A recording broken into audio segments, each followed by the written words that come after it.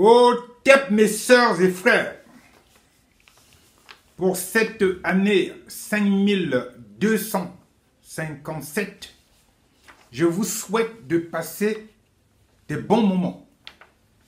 Tous mes voeux de santé, de bonheur et de prospérité pour cette année difficile pour nous tous.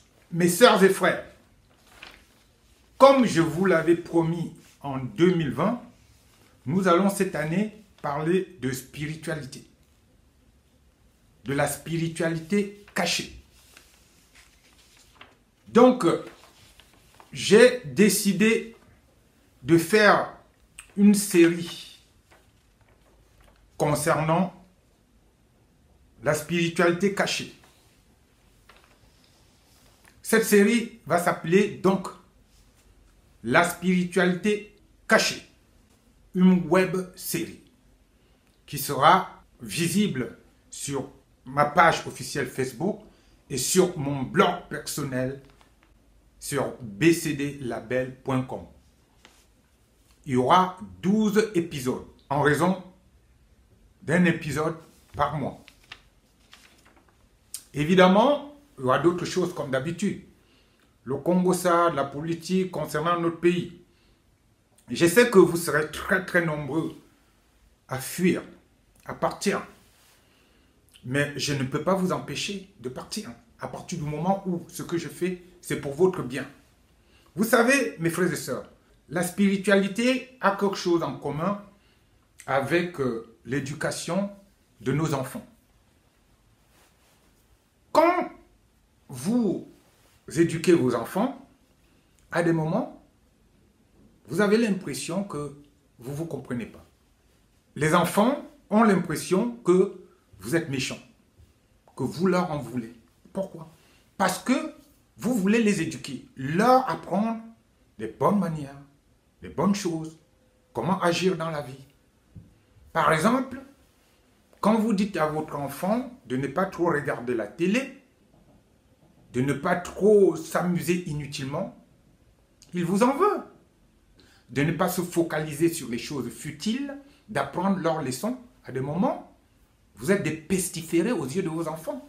Pourtant, vous cherchez à les éduquer normalement. C'est exactement cela avec la spiritualité pour les ignorants. Ce que j'appelle ignorants, c'est ceux qui n'ont pas encore pris la mesure de l'importance de la spiritualité. Donc, que vous partiez de cette page, je ne peux pas vous empêcher. Ceux qui vont rester vont apprendre beaucoup de choses sur leur vie. Donc, pour ceux qui vont rester sur cette page, sachez que chaque mois, il y aura un épisode de la spiritualité cachée. Sur les 12 mois, on aura donc 12 épisodes. Comme ça, vous allez apprendre petit à petit le but de votre existence sur cette terre. Au TEP, mes frères et sœurs. Aujourd'hui, on va donc commencer avec la réincarnation. La réincarnation ne va pas sans la loi des causes et des conséquences. La réincarnation ne va pas non plus sans l'initiation. Donc, je vais vous apporter des éléments de compréhension pour votre évolution spirituelle. Pour les initiés, mes frères et sœurs, j'entends par initiation celle de l'origine, celle qui a précédé l'école de l'œil de Horus, celle issue de l'Énéade de Héliopolis, c'est-à-dire de la fondation même de notre tradition. Pour les initiés alors, il est évident que l'homme a pour finalité l'évolution spirituelle.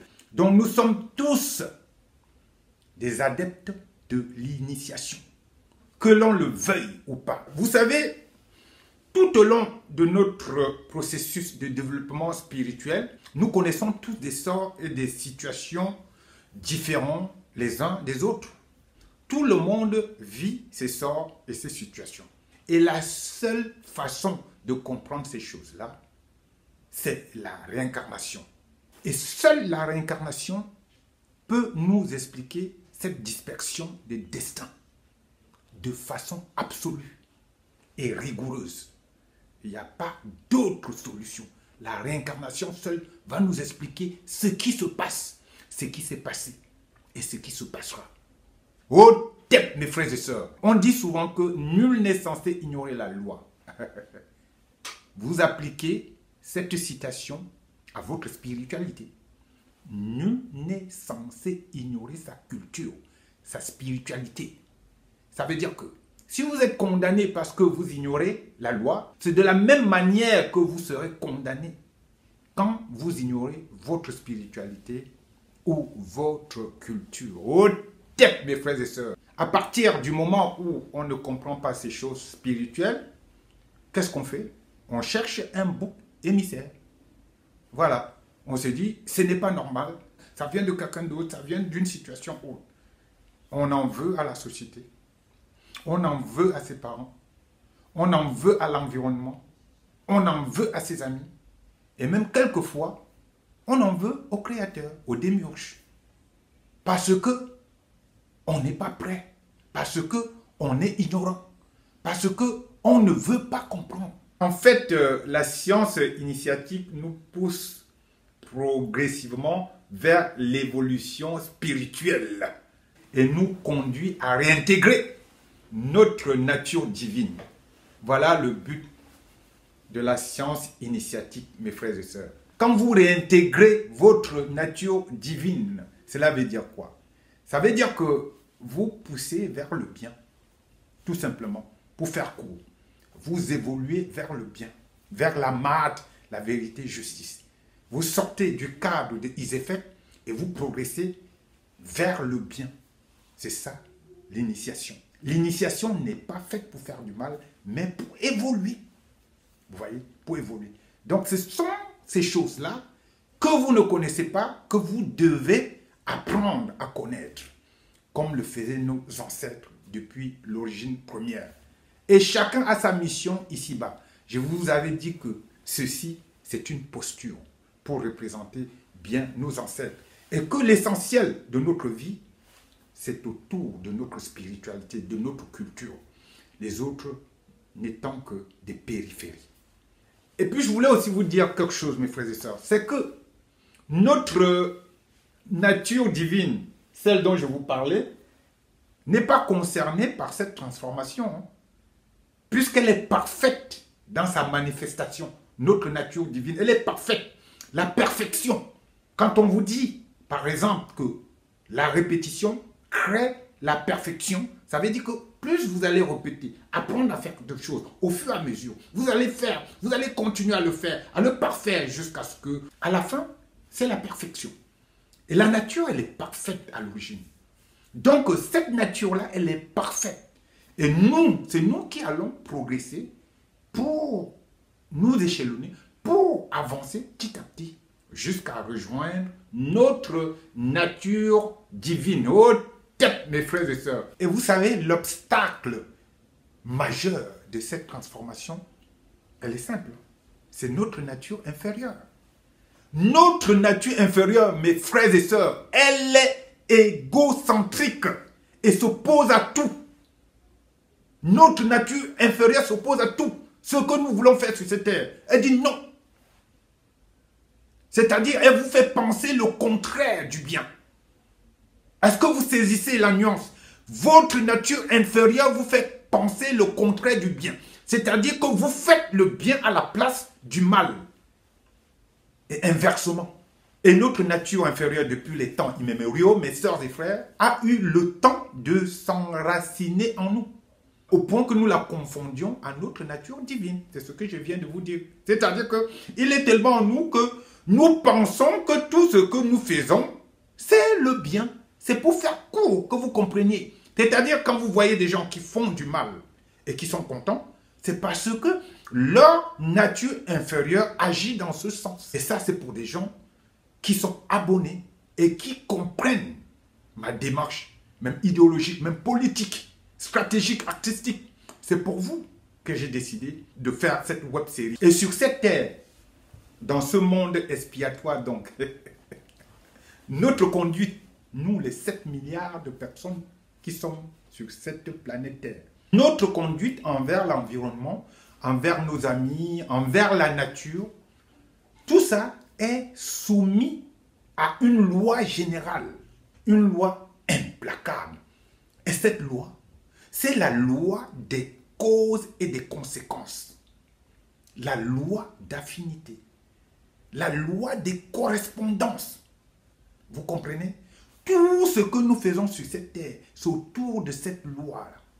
La loi des causes et des conséquences. L'homme étant défini comme une entité qui se caractérise par sa liberté, donc le libre arbitre. On va aborder ce sujet une autre fois. Donc vous êtes libre. Malgré tout, vous êtes libre de faire ce que vous voulez. Et comme vous êtes libre, vous devez choisir entre Isefet et la Maat, tout simplement. Entre le bien et le mal. Le yin et le yang. Voilà. C'est votre liberté, votre libre arbitre qui, in fine, décide de votre évolution. Et pour finir aujourd'hui, mes sœurs et frères, sachez que chaque acte posé par l'homme déclenche des forces dans son organisme et dans le cosmos qui entraînent des conséquences positives ou négatives. Quel que soit ce que vous faites. Si vous faites du bien, vous serez récompensé par le bien. Et si vous faites du mal, ça va de soi. Cette loi, c'est celle qui gère l'évolution spirituelle et détermine notre destin ici-bas, qu'on appelle encore la Maat, la vérité, justice et équilibre. Donc, c'est la loi de ce triptyque-là qui gère l'évolution spirituelle et détermine donc notre destin ici-bas. Donc, rien n'est fortuit ici-bas, mes frères et sœurs. Ce sont des actes que vous avez posés avant qui déterminent votre vie actuelle. Et les actes que vous poserez maintenant détermineront votre vie future. Vous avez compris encore le triptyque antérieur, présent et futur. Initiation, loi des causes et des conséquences, réincarnation.